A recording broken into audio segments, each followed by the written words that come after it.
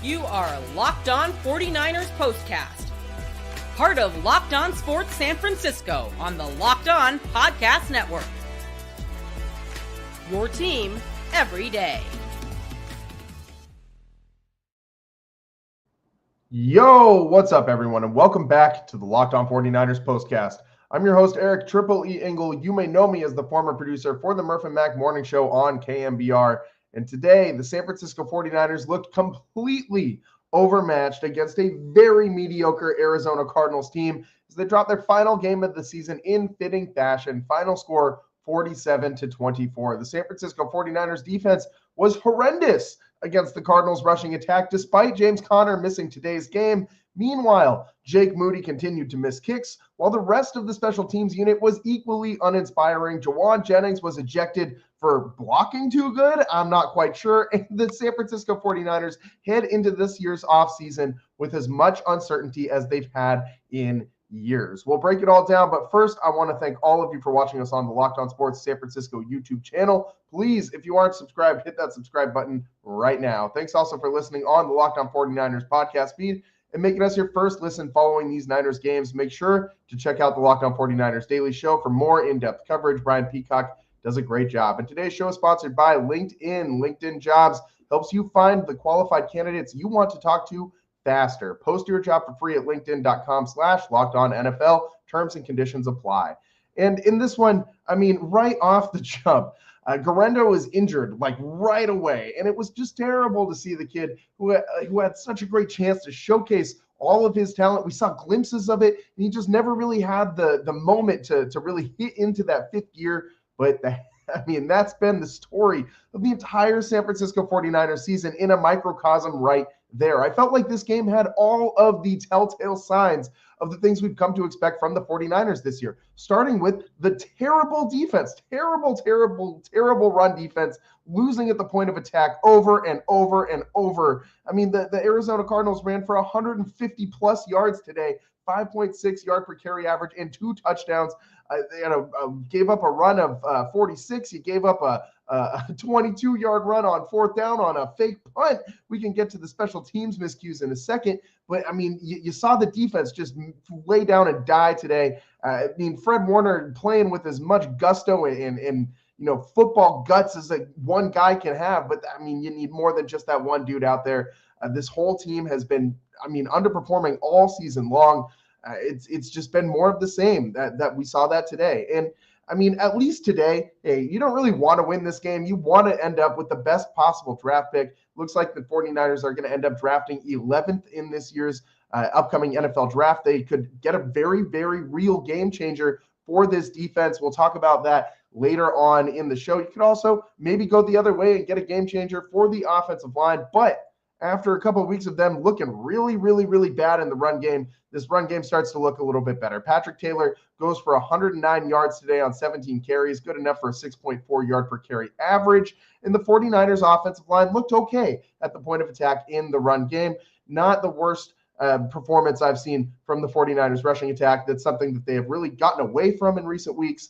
And it was good to see the offense at least, remind themselves of what they're able to do. But the rest of this team, the special teams miscues. I told you we were going to get to it. Let's get into it. Just all day long, you had a penalty on a PAT where just undisciplined penalty where you have a lineman hitting the center on a play where you can't hit the center. You have to let the center engage first on those punts, on those field goals after snapping the ball. You have the penalty there. The Cardinals ended up going for 2 after that, not getting it. But still, that's something that can't happen. You give up a 22-yard run play on a direct snap to an up back on a punt.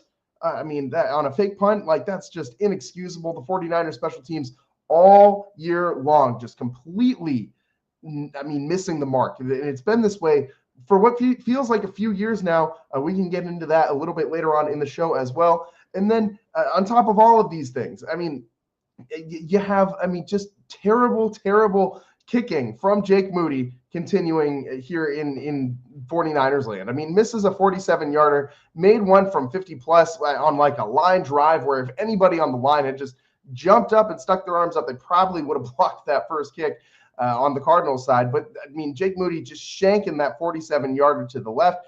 get this guy the hell off of this 49ers team. And maybe, just maybe, this was like a big brain move by Kyle Shanahan to keep him for just today, trying to self-sabotage to end up with that number 11 draft pick and throw the game. Obviously, I'm joking here, but I mean, Jake Moody needs to be as far away from this football team as possible next season. I mean, this guy needs to be so far gone. What an absolute waste of a draft pick. And you look at all the deficiencies the 49ers have all over this team right now, especially at the core of this team, the defensive line. And I mean, the offensive line has had so many holes in it all season long.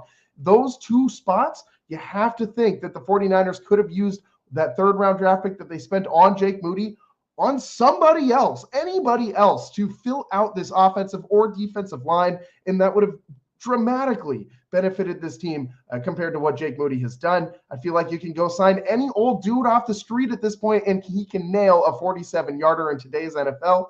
I mean, they proved that. They signed a dude at the beginning of the season when Jake Moody had his high ankle sprain, and that guy was just fine. He did just as good as Jake Moody, if not better. And I mean, dude ended up getting hurt too. I cannot remember that guy's name for the life of me, but he ended up getting hurt on a kickoff as well, same way that Jake Moody got hurt earlier this year. And maybe Jake Moody's kick issues and accuracy issues stem from that injury. But to me, when I'm watching this guy out there, if you can go out there and hit one from 50 plus, and then you miss one from less than 50, to me, that tells me it's not a physical thing. It's his foot, his ankle is not preventing him from making these kicks. Otherwise, maybe he wouldn't be able to hit those longer ones, right? So if you're able to hit the longer one, why can't you hit the shorter one? And for Jake Moody, it's been an entirely mental thing since the day he got on this team. And I don't think this is going to get better. Some guys just get the yips and they never pan out. And Jake Moody looks like a guy who's got the yips and is never going to pan out. It is time to move on from this dude.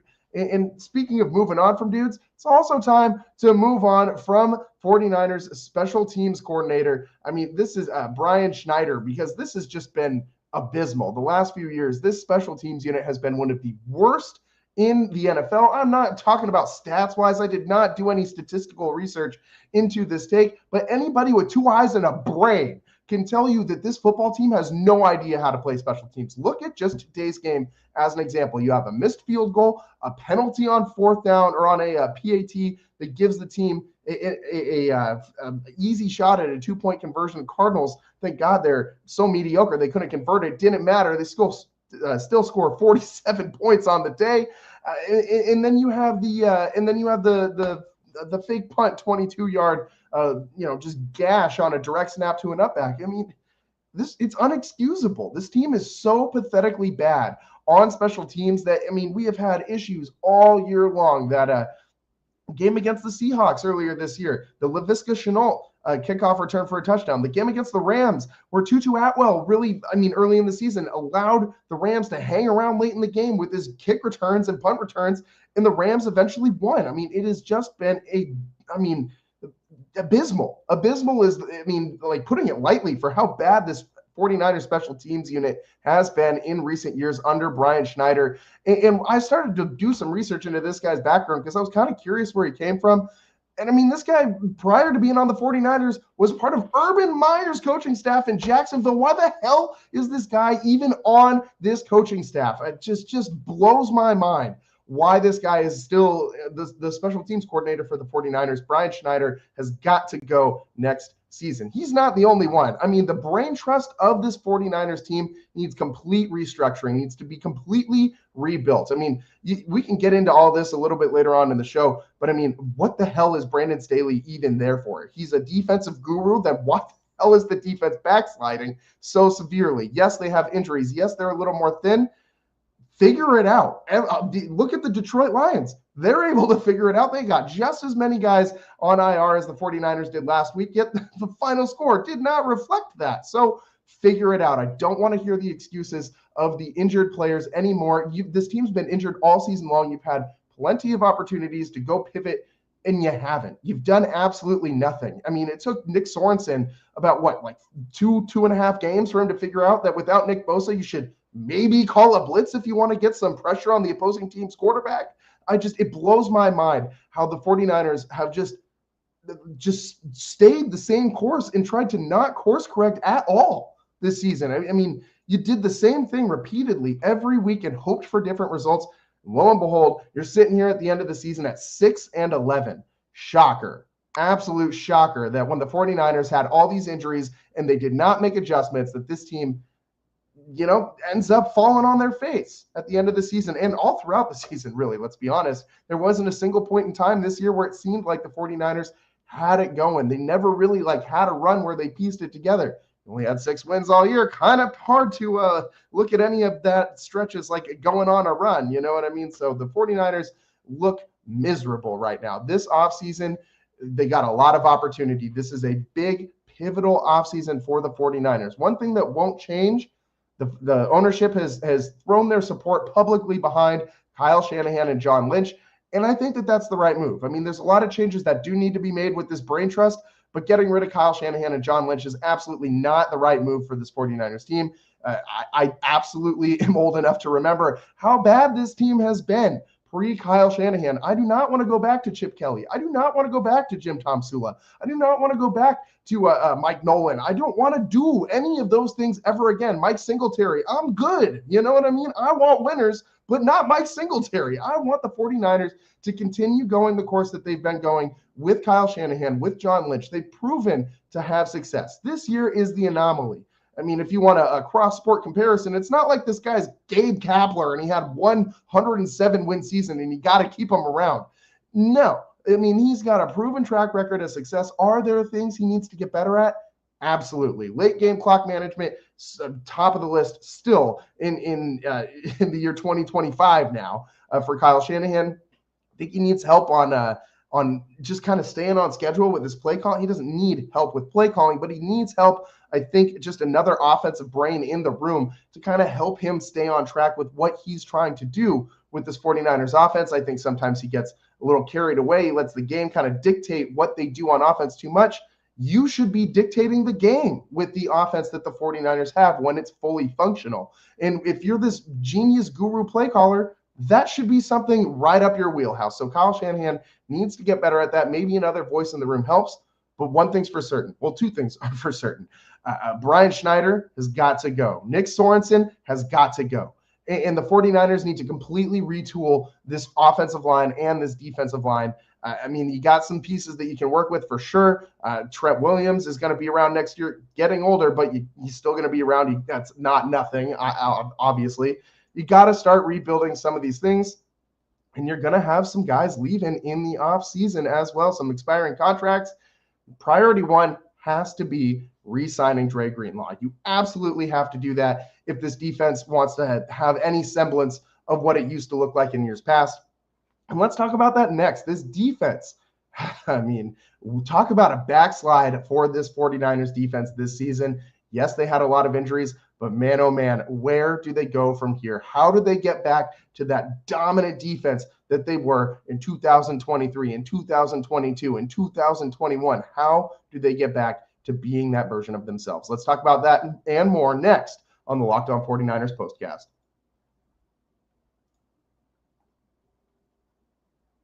Today's show is sponsored by LinkedIn. Growing your small business in 2025 comes down to how well you can hire. And let's face it, better hires start with smarter insights. That's where LinkedIn comes in. With the strongest hiring data available, LinkedIn helps you identify the right candidates, giving you the confidence to make the best decisions for your businesses. I've used LinkedIn Jobs myself, and I can tell you it's a game changer when it comes to hiring the right fit. Small businesses are wearing a lot of hats, so every hire is crucial. LinkedIn gets that. That's why we connect you with the best candidates using data you won't find anywhere else. From unique skills and interests to the connections you share, LinkedIn helps you find the right person for the job. In fact, 72% of small businesses say LinkedIn has helped them find high-quality candidates. Hire smarter this year and find your next great hire on LinkedIn. Post your job for free at linkedin.com/lockedonnfl. That's linkedin.com/lockedonnfl to post your job for free. Terms and conditions apply.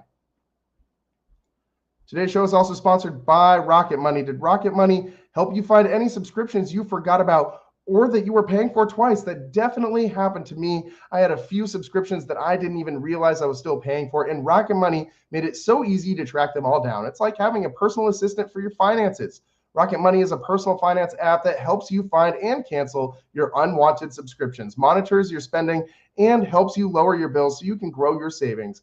It brings everything together in one place, whether it's subscriptions, your spending habits, or even goals you want to hit this year. Rocket Money has over 5 million users and has saved a total of over $500 million in canceled subscriptions, saving members up to $740 a year when using all of the app's premium features. For me, one of the best features is the subscription tracker. I've used it to cancel services I wasn't using anymore. I've already saved a ton. Plus, with their goals feature, I've been able to automatically set aside money for my future. No more stressing about budgeting every month. Cancel your unwanted subscriptions, reach your financial goals faster with Rocket Money. Go to rocketmoney.com/lockedon today. That's rocketmoney.com/lockedon. rocketmoney.com/lockedon.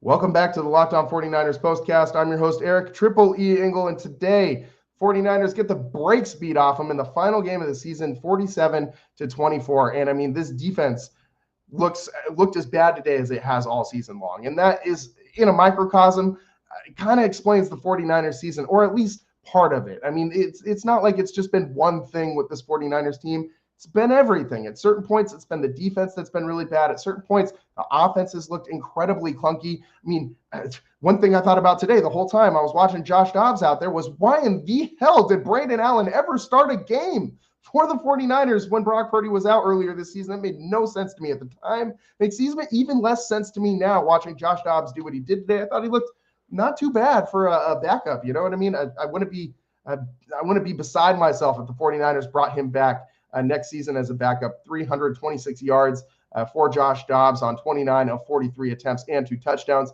But I want to talk about the defense today. The 49ers defense, I mean, you give up 47 points to the Arizona Cardinals, and you got to talk about the 49ers defense. And to make things even worse, they didn't even have James Conner, their bell cow back. And the 49ers, it didn't matter. They still just let whoever the hell had the ball back there just run.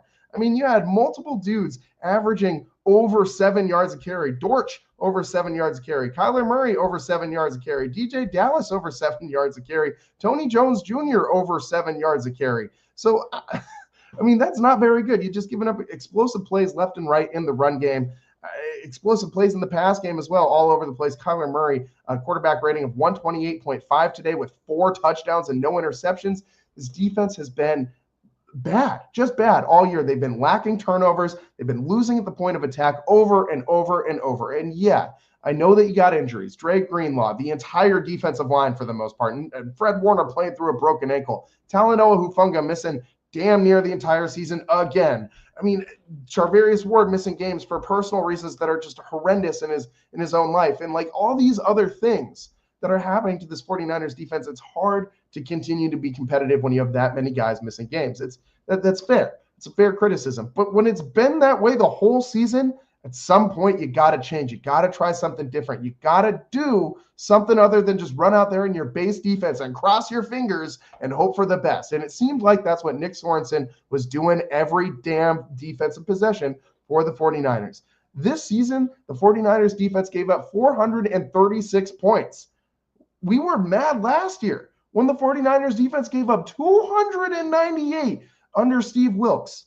Well, you got what you wanted, 49ers fans. Steve Wilks is out of here. You get Nick Sorensen, and you get about 130, 140 more points tacked onto your defense throughout the course of the year. That is a big, big number for the 49ers. I mean, opponent point per game up to 25.6 from just 17.5 last season. That is horrendous. You want to know why this 49ers team was so bad this year? You can start right there. You got to win at the point of attack. You can't let teams just run roughshod over you and expect to win games. You cannot do that. The 49ers have gone from Robert Saleh and DeMeco Ryans to Steve Wilks, who was kind of a half step down from those guys, to now Nick Sorensen, who has fallen off a cliff compared to these other defensive coordinators that the 49ers have had in recent years. Both of those guys ended up going on to get head coaching jobs.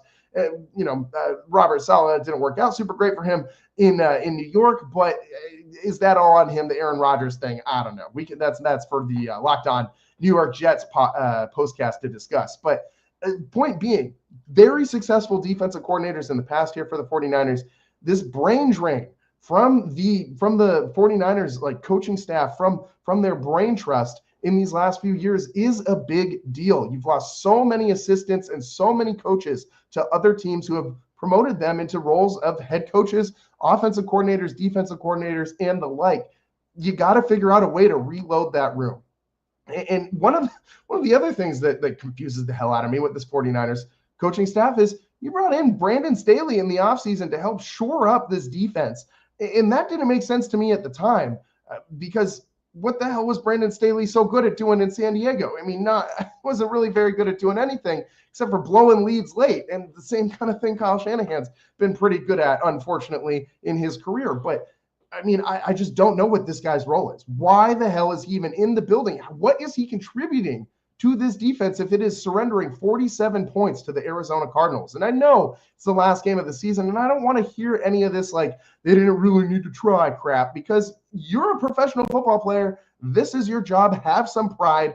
I mean, I get that if you're a fan, you didn't want them to win this game. But if you're a player, you absolutely want to win this game. You're vying for a spot on the roster next year, or at least most of these dudes are that are playing in today's game, because a lot of the starters were out today. And I mean, Brock Purdy missing today's game with the injury that he sustained in last week's game. He looks poised to grab that big extension in the offseason. And if all your money's going there, how are you going to reload the rest of this defense? You got to do it through the draft. I need the 49ers first overall draft pick that they have, which is going to be the number 11 pick, to be whoever the hell the best interior defensive lineman is. I don't want another edge rusher that you can convince me is going to go alongside Nick Bosa and they're just going to get after the quarterback all day long, because guess what? If you don't stop the run game, teams aren't going to throw the ball against you. And eventually those, top flight defensive ends that are just geared to go rush the quarterback gonna have to try and make a tackle in the run game if your interior defense can't handle it. And so if the 49ers, if either one of the Michigan defensive tackles, Mason Graham or Kenneth Grant are there, I would love to see the Niners get either one of those guys at that number 11 spot. Mason Graham, if he somehow falls all the way down there, would be a stud in this 49ers scheme. He would shore up the trenches in the middle. I absolutely want them to go the direction of interior D linemen. And then maybe in the second round, if they are still there, maybe you can look at a Tate Ratledge or a Dylan Fairchild, one of the guards from Georgia, maybe a Tyler Booker out of Alabama. Those would all be good fits on the offensive line as well in that guard position. And I think that you could kind of flip them back and forth between either left or right guard.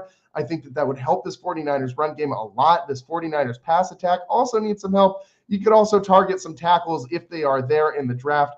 If the tackle from Texas ends up being down there, I think that they should probably take him, Kelvin Banks Jr., but I have a feeling he will be gone by that point. Same with Will Campbell out of LSU. I expect both of those offensive tackles to be gone by the time it gets to the 49ers. But again, either one of these dudes are guys that you could put at right tackle and flip over to left once Trent Williams retires. And I don't want to hear any more about Colton McKivitz. I'm done with this dude. I'm done with most of this 49ers offensive line. Dom Pooney, I'm behind Dom Pooney, and I'm behind Trent Williams, and that's about it. Everybody else on this team, Banks has been okay when he's been healthy, but again, the best of ability is availability, and there's not a whole lot of availability on this 49ers roster at the moment. This defense needs to be completely retooled, starting with the defensive coordinator. Nick Sorensen needs to go. I mean, you can't get much worse than the defense was this year. You can't end on a much worse note than they ended on today. 47 points to the Arizona Cardinals without James Conner. Like, what? This blows my mind that this even happened. You had 4 different receivers with catches of 20-plus yards in today's game. I mean, just insane production for the Cardinals offense. Terrible. Just terrible. And that it's not just one issue. I mean, you got some things to build on. Renardo Green, I think, showed some stuff again today in the secondary. Had a couple really solid pass breakups early on in this one. I wanted to get into a kind of a deep analysis on why I think he's going to be so good in the future. But just know he's got strong hands, and he's really good at winning at the point of the catch. might get beat on some routes, but he'll break up a lot of passes too. He's a guy who I think will be able to start opposite Diamador Lenore going forward, and he's going to be a solid corner, I think, for the 49ers. You had Ricky Pearsall have a nice day today as well. Another touchdown reception for one of the greatest comeback stories in the NFL this season. He also had 69 nice yards receiving on 8 targets and 6 receptions, a long of 30 for Ricky Pearsall. He's a guy who looks like he's going to be able to step up next season as well. But to finish off the show, to end our last 49ers postcast of the season, on the other side, I want to talk about Jauan Jennings, man. I want to talk about Jauan Jennings and how he got robbed of his 1,000-yard season by some baby BS crying from the Arizona Cardinals DBs. Let's get into that next on the Locked On 49ers postcast. Today's show is sponsored by FanDuel. From big upsets to game-winning drives, the NFL playoffs are better with FanDuel because right now, new customers can bet $5 and get $200 in bonus bets guaranteed. That's $200 in bonus bets, win or lose. The FanDuel app gives you everything you need for live bets, same game parlays, and so much more. And today, I had my eyes on that 49ers plus 4.5. And absolutely not. No way the 49ers covered that. I mean, you give up 47 points, you're not going to cover anything in the NFL. The over-under was 42.5 for today, and the Cardinals hit that all on their own. We hit the over early in the third quarter, so if you were over better in this one, that was good for you. Just visit FanDuel.com to join today and get started with $200 in bonus bets. That's FanDuel.com. Make this playoff season unforgettable with FanDuel. With FanDuel, an official sportsbook partner of the NFL. Welcome back to the Locked On 49ers postcast. I'm your host, Eric Triple E. Engel, and today, our final 49ers postcast of the season, but not our final postcast of the day. We got a Locked On Warriors postcast coming up in just a little while here, so make sure you're tuning in for that. Make sure you're checking out the Locked On 49ers Daily Show with Brian Peacock after we wrap up here as well. And, you know, just real quick before we get on out of here, the Jauan Jennings incident, man, like this was just, I mean, I couldn't go through the whole show without talking about this. Dude was 25 yards away from 1K for the season. It would have been his first 1,000-yard season, and dude deserves it. The way he has played all season long, he's just played his A off, blocking every single run play. He's been one of the best stories of the 49ers this season. He stepped up in a big way when Debo was just, not playing very well at all. And when Brandon Ayuk sustained his injury, Jauan Jennings really has stepped up in a big way for the 49ers this season and has proven he can be someone to be relied upon going forward, something that not many 49ers proved this year. He gets ejected in the second quarter for just blocking too well. I don't know. First play, pancakes number 24 on the Cardinals. Didn't even bother looking up this dude's name because I don't care. He's that much of a baby. Gets pancaked by Jauan Jennings, and 24 gets mad, starts grabbing and pushing Jennings, rips off his helmet, does that tough guy, I'm going to fight you, but I'm an NFL player, so I'm not really going to fight you kind of thing. And Jennings kind of started to defend himself, just pushing back kind of thing. Absolutely did not instigate the extracurriculars, though. He just put this guy on his butt. Dude got mad about it and wanted to start a fight over it on a football field, which is crazy because that is your job and you're just getting beat at your job. So now you want to start a fight?